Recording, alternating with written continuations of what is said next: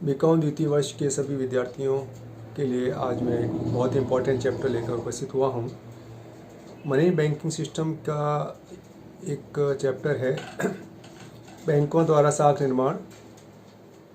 साख किसे कहते हैं? पूर्व के एक वीडियो लेक्चर में मैंने आपसे बात की थी साख का क्या अर्थ होता है, और इसी से संबंधित एक बहुत इम्पोर्टेंट क्वेश्चन जो हर साल लगभग आता है कि बैंकों द्वारा साख का निर्माण किस प्रकार किया जाता है, और इससे संबंधित कुछ कोटेशंस भी आते हैं जो आज हम बात करेंगे। साख निर्माण किस प्रकार से किया जाता है इसके बारे में दो विधियों की हम बात कर सकते हैं। एक तो है नोट निर्गमन द्वारा साख निर्माण और दूसरा है नकद जमा तथा साख जमा द्वारा साख का निर्माण। पहली बात करते हैं नोट निर्गमन द्वारा साख का निर्माण का मतलब, जब देश का केंद्रीय बैंक अपने साख के आधार पर नोटों का निर्गमन करता है तो इसे नोट निर्गमन द्वारा साख का निर्माण कहा जाता है। अर्थात आपको पता होना चाहिए कि जैसे भारत की हम बात करें, भारत में जो भी मुद्रा इशू की जाती है उसके पीछे 100% कोष नहीं रखा जाता, बल्कि एक आनुपातिक या जिसको कहना चाहिए न्यूनतम कोष अनुपात पद्धति भारत में लागू है।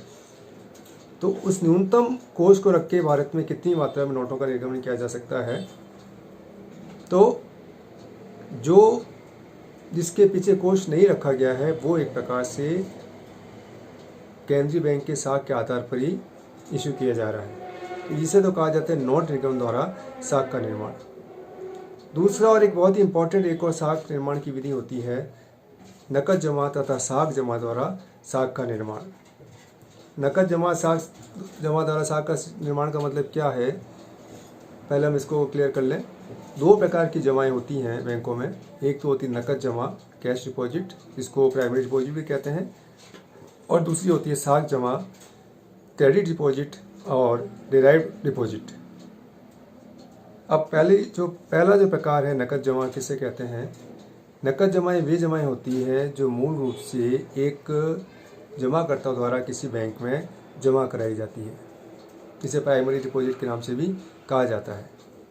आपको पता होना चाहिए कि जब कोई भी व्यक्ति बैंक में जमा करता है तो बैंक एज इट इज़ अपने बैंक में उसको नहीं रखता, बल्कि उसको कहीं ना कहीं लोन के रूप में उधार दे देता है। क्योंकि बैंकों का जो मुख्य आय होती है वो जो उधार दिए गए हैं उससे जो इंटरेस्ट प्राप्त होता है, उस इंटरेस्ट इनकम ही बैंकों की प्रमुख इनकम होती है। इससे जो भी जमाएं आप और हम कराते हैं वो बैंक एजिटीज अपने पास में नहीं रख के उसे आगे कहीं ना कहीं लोन के रूप में दे देते हैं या इशू कर देते हैं। तो जो दूसरी प्रकार की जमाएं साख जमा अथवा वेतन जमाएं, उसे कहा जाता है डिराइव्ड डिपॉजिट और क्रेडिट डिपॉजिट।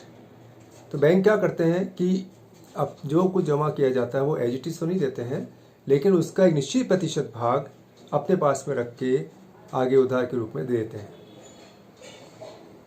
अपने पास में रखने का मतलब ये है, आपको पता होना चाहिए, जैसे पूर्व भी हमने रिजर्व बैंक की बात की थी साख नियंत्रण की विधि में, उसमें हमने बात की थी कि हर व्यापारिक बैंकों को अपने जमाओं का कुछ निश्चित प्रतिशत कोष कैश में रखना पड़ता है।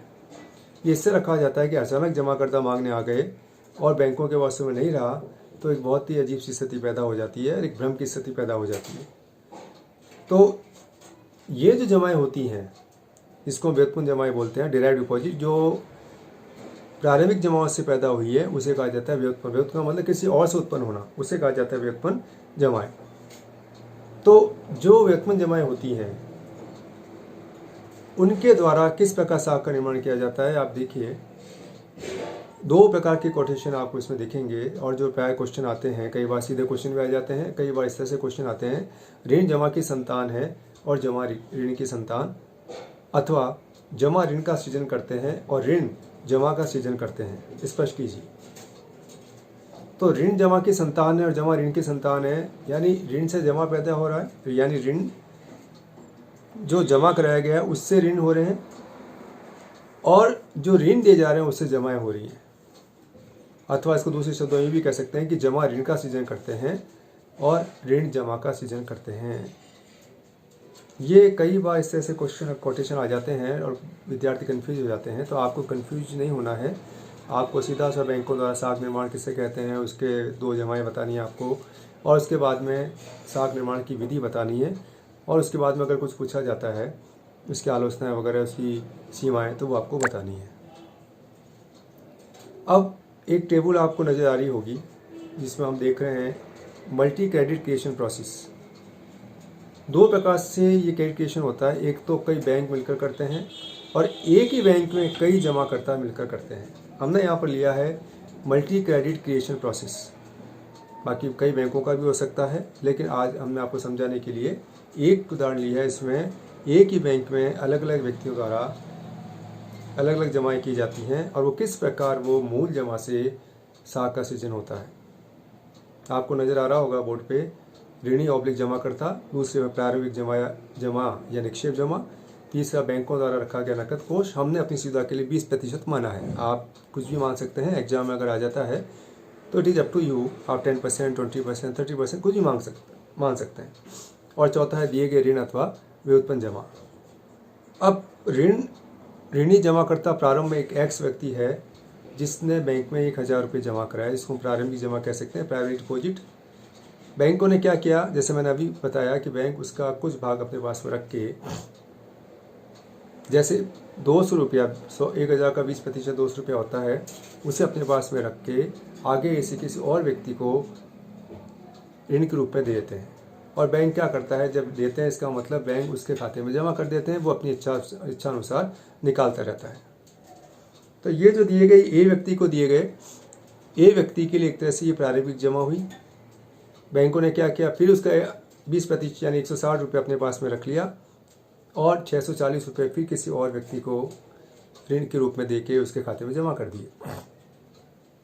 अब जो बी व्यक्ति है जिसको दिया गया, उसको 640 रुपये प्रारंभिक जमा के रूप में मिले, उसके द्वारा बैंकों द्वारा फिर उसका 20% 128 रुपये रखा गया और पुनः ये 512 रुपये ऋण के रूप में दे दिए गए, जिसे व्युत्पन्न जमा भी कहते हैं। ये दिए गए सी को, सी के लिए प्रारंभिक जमा हुई और उसका 20% 102 रुपये होता है, उसको रख के बैंकों ने फिर इसको पुनः ऋण दे दिया 410 रुपये।